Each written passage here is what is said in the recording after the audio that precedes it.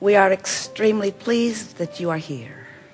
I've had to do a lot of reconciling between because my parents were divorced and so were hers, and so it's like the belief system that we created about what that means for us growing up, I guess. I projected that. This is a room full of people, and we meet rooms full of people all around the world that are recovering from those old beliefs. In other words, so many beliefs of dependency. When there is an encouragement of dependency on other humans, that gets off on the wrong foot right from the beginning, because what it says is everybody's got to live out their full life, and nobody better die until I'm done needing you, and don't take your attention away from me, and don't be excited about anything else other than me. There is nothing about that is in vibrational alignment with what any one of you came into this life experience to live. Your children, when they are born, they're saying, yay, I get to come into this life experience and figure out my own way. And then they get here and their parents say, I will decide everything for you. And as soon as they're able to understand that, they begin balking at that. You're not the boss of me. I don't have to do what you say. You can beat them into submission, both emotionally and otherwise in time, but everything about who they are goes against the notion that you have a responsibility to join forces with some other person for any other reason other than to give them an avenue into this physical life experience. It helps that the two of you got together. That doesn't mean that they're not loving families and loving relationships, but having a divorce doesn't mean that they're not still loving families and loving relationships. And the thing that will be most detrimental to your children is if you decide that you have to defend your impulse or your desire by pushing against something else, by explaining, I had to do this because of this, this, and this. You said, for a lot of reasons. Well, let those reasons evaporate as quickly as you can. In other words, think in terms of what you're moving to, not what you're moving from. And most of all, try to see those involved through the eyes of Source. Let's chew on this just a little more. There's something sort of humanly satisfying to feel really needed. To feel needed in a relationship, to feel needed as a mentor or as a parent, but it fosters a dependency that in time will be the basis of true friction. Because when you feel needed and it feels good to be needed, and so you attract someone who likes to need, then what happens is pretty soon nobody feels free in that and everybody's blaming each other for it. And so your most natural instincts are those of independence. Independence from needing other humans and having a relationship with the whole of who you really are, you see. And so oh, it is such a wonderful thing to watch your children, and you will watch them. There will be a time, and not so far from now, that you will acknowledge this was good for them in these ways, in this way, and this way, and this way, and this way, and this way.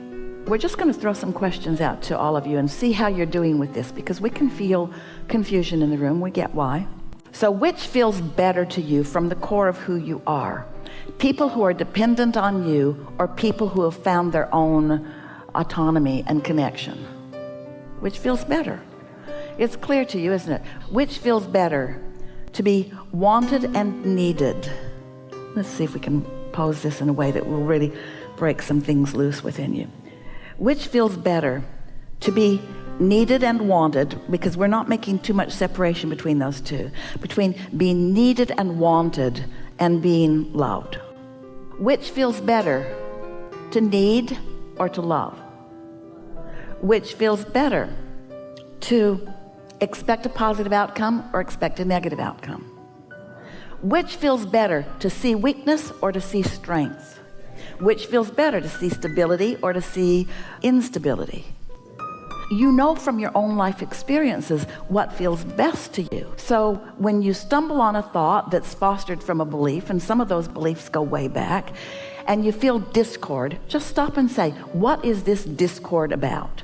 And what will come to your mind, if you're in the vicinity of alignment, what will come to your mind is, the reason it feels like this is because this is an old belief. This is a belief that is fostered by a world that wants to encourage dependency for the small satisfaction that there is in being needed. what a big price you've been paying for that small satisfaction in being needed.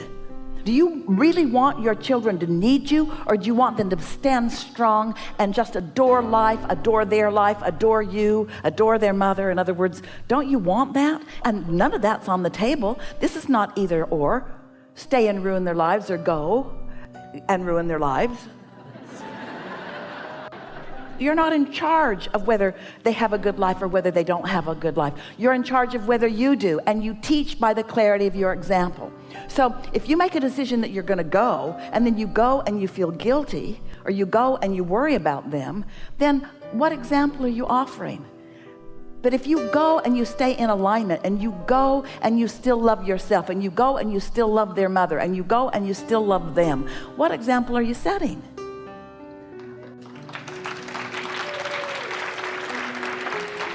There are a lot of people that use love to control. There are a lot of people that use relationships to control. And they don't really mean to do it that way. It's just sort of, they don't know what else to do. But when you've tasted the sweet nectar of alignment, of really loving you, friends, you've got yourselves in quite a bind, because so many people around you have different ideas of how you should live. So you know what you become? You become guarded and deceptive. You pretend that you are different than you are, so that you don't upset anybody's apple cart, and so that it doesn't come back on you.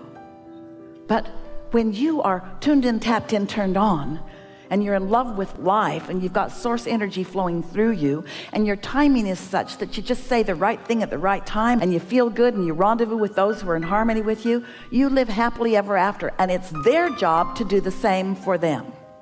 You cannot get sick enough to help sick people get well, and you cannot get poor enough to help poor people become prosperous, and you cannot become confused enough to help confused people find clarity.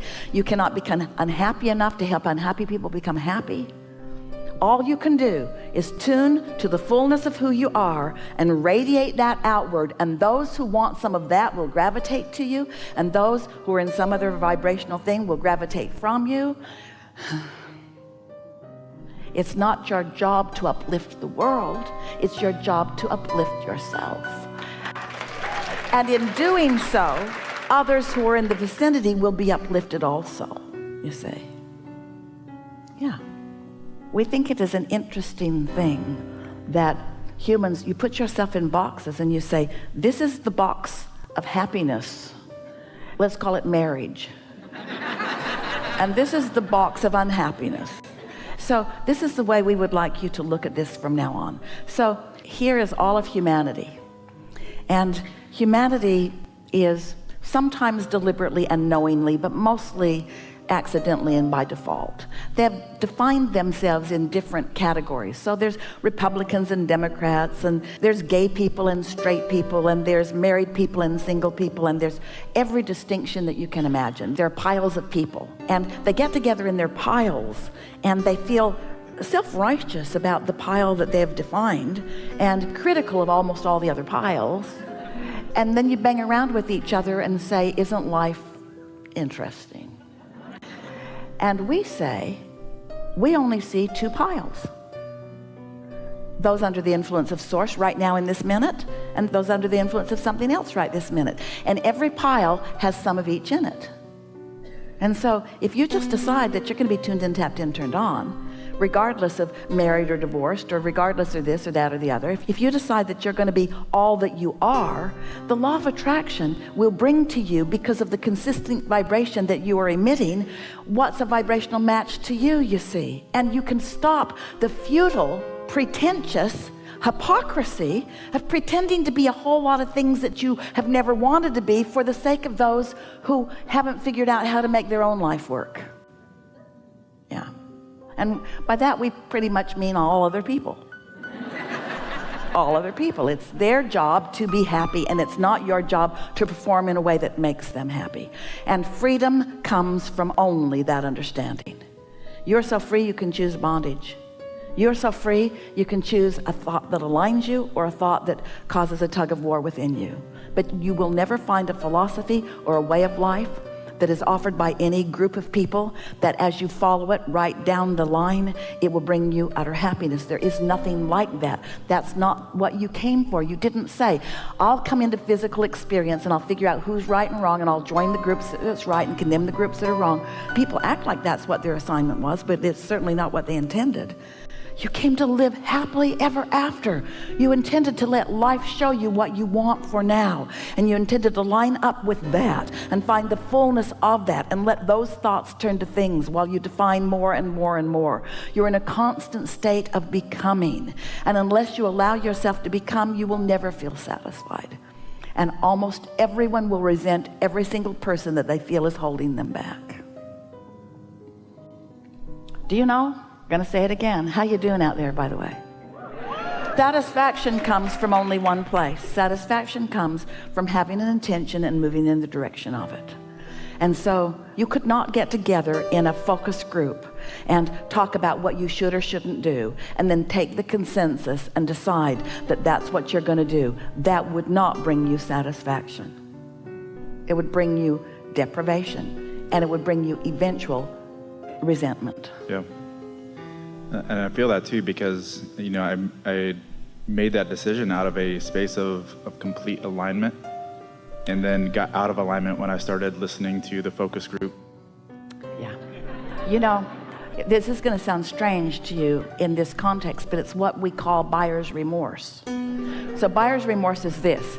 You're all frisky and tuned in. You're having a wonderful day. You see something you want and you move in the direction of it and you say yes to it. And then you get out of the vortex, you get back into the humdrum of work, you start feeling the deprivation of enough, and you lose it.